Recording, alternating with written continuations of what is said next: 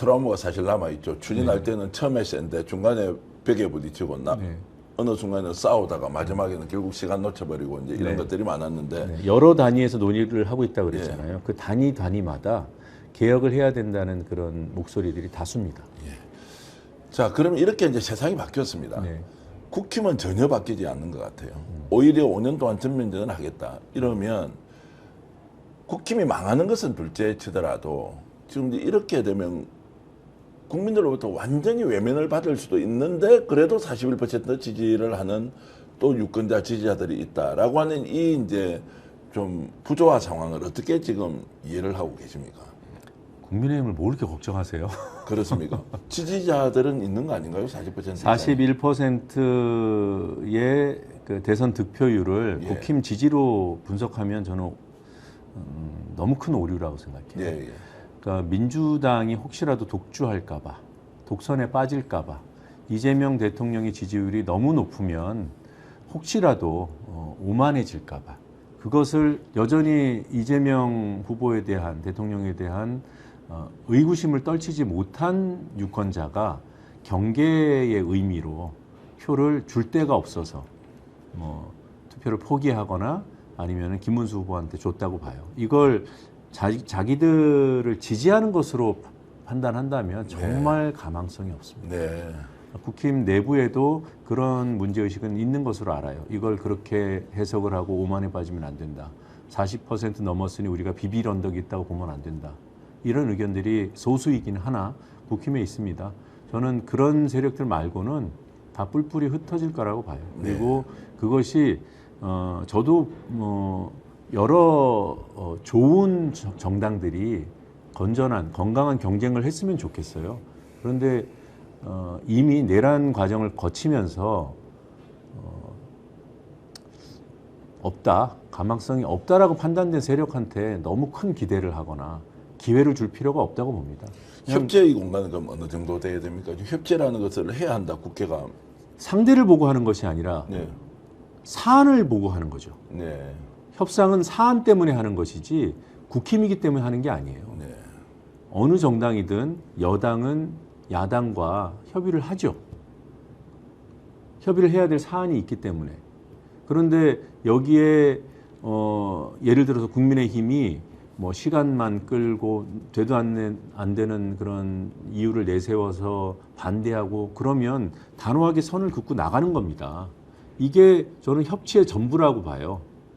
협치라는 말이 끌려가는 것, 끝까지 그 국힘에서 동의할 때까지 설득하고 기다리는 것, 이거라면 저는 대선 표심을 잘못 읽었다고 봅니다. 네. 자, 그럼에도 불구하고 이제 국힘은 어쨌든 협치를 하려면 뭐 내놓고 주고받고 또 원내대표단이 이제 모여가지고 이제 추경 협의도 하고 뭐 이렇게 하고 있는데. 그게 저는 되도 않는 요구라고 말씀드리는 거예요. 그렇습니까? 그런 거는 확실하게 끊어줘야 됩니다. 예. 협의할 것은 사안에 대한 거예요. 추경 어떻게 할 것인가. 예. 근데 이것도 방법론에서 조율이 안 되면 적절한 시점에 선을 긋고 할 바를 해야 해요. 국민만 바라보고. 국힘은 야당이기 때문에, 제1야당이기 때문에 당연히 협의합니다. 그런데 그 협의가 천년 만년 시간 끌 협의여서는 안 된다는 거죠.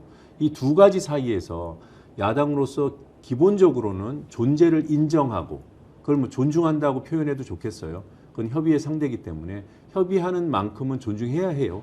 입장 들어보고. 그런데 이것이 국민 눈높이에 맞지 않고 다른 정치적인 의도가 있고 법사위원장 받아내기 위해서 추경 반대하고 이런 기류가 확인이 되면 그때는 선을 그어줘야 됩니다. 네. 안 그러면은 시간을 잃어요. 시간을 잃으면 이거는 민주당의 시간이 아니라 국민의 시간 아닙니까? 예. 대한민국의 시간 아니에요? 이 아까운 시간을 내란 세력에 동조했다는 그런 평가를 받는 세력, 반성도 제대로 하지 않고 내부의 그런 권력 구도를 바꿔내지 못하고 있는 그 세력에 질질 끌려가서야 되겠습니까? 그래도 정치는 또 현실인지라 이제 국무총리 인사청문회 해야 되지 않습니까? 여야 합의로 이제 통과되면 얼마나 좋겠습니까? 어쨌든 허니문 시전에 김민석 국무총리가 여야 합의로 이제 인준이 되었다라고 이제 굉장히 좋은데 벌써부터 지금 나오는 이야기는 거의 마타도 수준으로 막 공격을 하고 있어서 이런 부분은 어떻게 보고 계십니까? 기본적으로 저는 전 대표님처럼 예. 비현실적인 기대를 안 하는 편입니다. 아, 예. 지금의 국민의힘이 합의 뭐 저는 전혀 진짜 1도 기대를 안 했고요. 예, 예. 다만 그래도 청문 절차는 법에 규정돼 있고 야당으로서 뭔가 문제 제기를 할 수 있죠. 예. 그 문제 제기가 국민의 눈높이에 맞는가, 그리고 구체적인 증거를 갖고 이제 보통 이렇습니다. 문제 제기를 해요. 의혹 제기를 해요. 그러면은 해명이 나오죠. 여기에 되치는 게 있어야 돼요. 네. 그것은 주장이 아니라 근거여야 하는 거죠. 과연 그러한 사안들이 있는가. 그냥 훅 질러보고 막 분위기 띄워놓고, 그래서 언론이 받았으면 상대의 흠집을 내고 이미지를 그렇게 만들어가고 악마화하고, 이것을 넘어가려면 민주당이 이진숙 청문회 했을 때처럼 매우 구체적인 10원짜리 하나까지도 자료로서 주장할 수 있는 그런 단계로까지 나아가야 해요. 네. 근데 지금 나온 게 뭐가 있어요? 예. 문제 제기하고 해명했는데 다시 주장만 하잖아요. 그 금전거래도 그렇고, 뭐 노부부 투서 사건도 그렇고, 해명이 돼도 또 주장해요. 이게 윤석열 정부 3년 내내 해왔던 구태입니다. 자, 주장하면은 보도가 되니까. 예. 자, 그래서 이게 언론이 굉장히 중요한데, 이번에 이제 대통령이 미국, 캐나다 가서 G7 정상회담 참석을 할 때 이제 트럼프 대통령이 돌아가게 됐습니다. 갑작스럽게. 그런데 이제 패싱 당했다.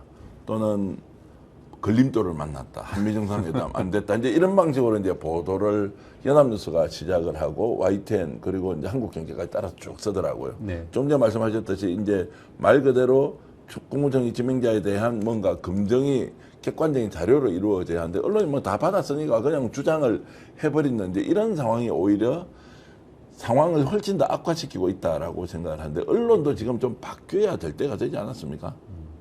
말로는 안 바뀌는 거죠. 시스템으로, 제도로, 법으로 바꿔야죠. 그래도 정권이 새로 출범을 했으면 자기들도 뭐 알아서 길하는 것은 아니죠. 이제는 좀 진실과 객관 보도를 좀 할 필요가 있지 않느냐는 그건 생각을. 당연한 명분이고 당연한 당위인데 예. 현실이 그렇지 않다라는 것을 다 아시잖아요. 예. 그래서 문제가 있는 것들이 이제 하나하나 쌓여서 지금 대선 이전과 이후의 국민의 인식이 또 달라져 있을 거예요. 또 이재명 정부를 바라보는 시선이 또 달라져 있습니다. 마지못해서 투표하셨던 분들도 온전한 지지 세력이 되고 국정 동력이 되어가는 과정이라고 저는 봐요. 물론 이재명 정부가 더 잘해야겠지만. 오늘 방송 어떠셨습니까? 마음에 들었다면 구독, 좋아요로 스픽스를 응원해 주십시오. 여러분들의 구독, 좋아요는 가장 큰 힘이 됩니다. 스픽 구독, 좋아요.